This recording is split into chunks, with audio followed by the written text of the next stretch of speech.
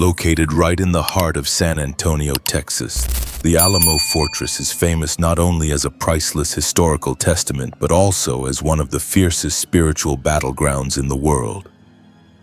To understand why the Alamo is so heavily haunted, hit like, subscribe, and let's travel back in time to when this place was not yet filled with spirits.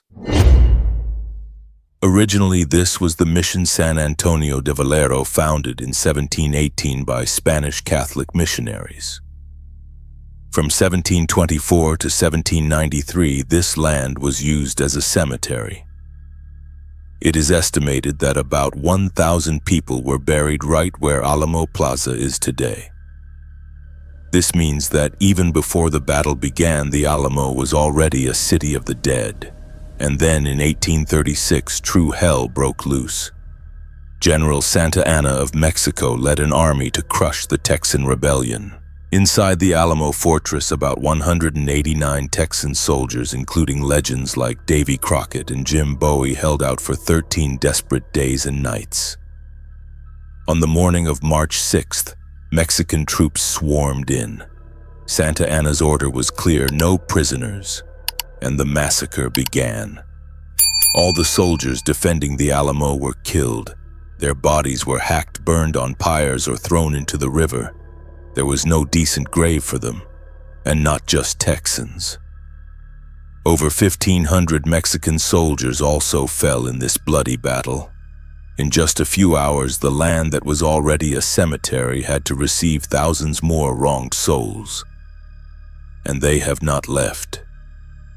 Immediately after the battle ended, the first ghostly stories appeared. General Santa Anna, after leaving, ordered a group of soldiers to return and burn down the Alamo Church to erase all traces of the uprising. Colonel Sanchez led this group, but as they approached the church gate, a terrifying scene unfolded. 6 ghosts, appearing clearly, stood blocking the door. They held flaming swords in their hands and shouted, "Do not touch the Alamo! Do not touch these walls!" Terrified, the soldiers ran back to report. General Andrade, their superior, did not believe it and led the troops himself. This time he intended to burn the long barracks, but when he arrived, a tall, masculine ghost rose from the roof. In his hands were two balls of fire. He looked down at the Mexican soldiers with fiery eyes. This time it was General Andrade and his soldiers who fell to their knees in fear and ran for their lives. The Alamo was saved by the very people who died to protect it. The story of these 6 Diablos became legend. Many believe they are the spirits of the Franciscan monks of old, or the Texan soldiers themselves who fell in battle, continuing their duty to protect their fortress from the other side. In the late 19th century, the Alamo was used as a police station and jail. You might think police and criminals are the toughest people, but even they couldn't stand this place. Prisoners frequently screamed in the night because of moaning sounds, footsteps, and dark shadows walking in the corridors. But what was more frightening was the reaction of the jailers. They started refusing to work the night shift. Articles in the San Antonio Express News from 1894 to 1897 recorded this phenomenon. Guards reported seeing ghost sentries patrolling the roof on stormy nights and unexplained noises. Eventually, the city government was forced to move the jail elsewhere because no one dared to work there at night. Today, the Alamo is a museum welcoming millions of visitors each year. But when night falls and the crowds leave, this place returns to being the domain of the dead. Here are the spirits most frequently encountered. The little blonde boy is one of the most famous and tragic ghosts. In the upper left window of the gift shop, people frequently see the face of a blonde boy, elementary school age, staring out with a sad expression. What's scary is that this window is very high off the ground and has no ledge underneath. No real child could stand there. Legend says this boy was evacuated from the Alamo during the siege, but his father stayed behind and fell in battle. The boy returns every year, especially in February, the month of the battle, to search for his lost father. The sorrowful Mexican soldier.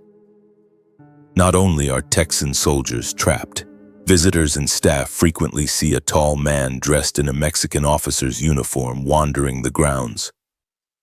He always walks with his hands clasped behind his back, head down, shaking his head constantly with a look of regret and suffering. Many believe this is General Manuel Fernandez de Castrillon. He was a commander under Santa Anna, but he was the only one who bravely opposed the order to slaughter prisoners. He tried to protect a group of surrendering Texan soldiers, but Santa Anna ordered them killed right in front of him. Perhaps his spirit is still there, tormented by guilt for not being able to stop the massacre. At dawn on the roof of the Alamo church, people sometimes see the silhouette of a tall, thin man holding a small child. This image appears, then jerks, and the man hugging the child jumps down from the railing. This is believed to be a residual haunting, a recording of the final tragic moment. In the last moments of the battle, General Andrade and Mexican soldiers were horrified to witness an Alamo defender in desperation hugging his child and jumping to his death rather than falling into enemy hands. On stormy nights or in March every year, locals are often awakened by the sound of horses' hooves pounding on the asphalt, even though there are no horses there.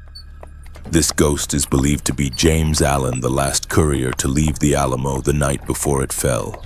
He rode off to find reinforcements but never made it back in time. His spirit seems to be forever galloping in the night, trying to complete the impossible mission of returning to save his comrades. Movie legend John Wayne, who directed and starred in the 1960 film The Alamo, is also one of the famous ghosts here.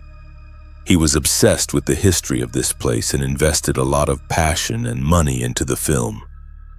After he passed away, staff and visitors reported seeing his figure walking the Alamo grounds, sometimes even talking to thin air, as if speaking with the old soldiers. Not only inside the Alamo walls, but the surrounding area is also affected by this dark energy. Located right next to the Alamo, the Menger Hotel was built on part of the old battlefield. This is considered the most haunted hotel in Texas. Guests here frequently see ghosts walking through walls that didn't exist in the past. One of the most famous ghosts here is Sally White, a chambermaid shot by her husband who still walks around serving guests wearing a headscarf. The San Antonio River, where hundreds of bodies were thrown after the battle. Many people report a chilling cold feeling and hearing moans when walking along the riverbank at night. On the road from Nacogdoches to San Antonio, people often see a man dressed in 19th century clothing carrying a rifle walking alone. When someone stops to ask, he says, "I am trying to get back to the Alamo where I belong." People believe it is Louis Moses Rose, the only man who chose to flee the Alamo instead of staying to fight to the death, the only one who didn't cross Colonel Travis's line in the sand. Regretting his cowardice, his spirit is cursed to walk forever, trying to return to die with his comrades, but never arriving. The Alamo is not just a monument, it is an unhealed scar on the land of Texas. It is a place where the line between life and death is so thin, it seems non-existent. The soldiers there, whether Texan or Mexican, seem to have never received the order to dismiss. They are still there guarding, fighting, and waiting. If you visit the Alamo, walk softly. Don't be surprised if you feel a cold draft running down your spine in the harsh Texas heat. Don't be surprised if you hear whispers in your ear when no one is around. And if you look up at the gift shop window, the blonde boy might be looking back at you. Thank you for listening to the story of the Alamo. What do you think about these ghosts? Are they protecting this place, or are they trapped in a loop of violence? Share your thoughts in the comments. Don't forget to like, subscribe, and hit the notification bell so you don't miss the next Haunted Files.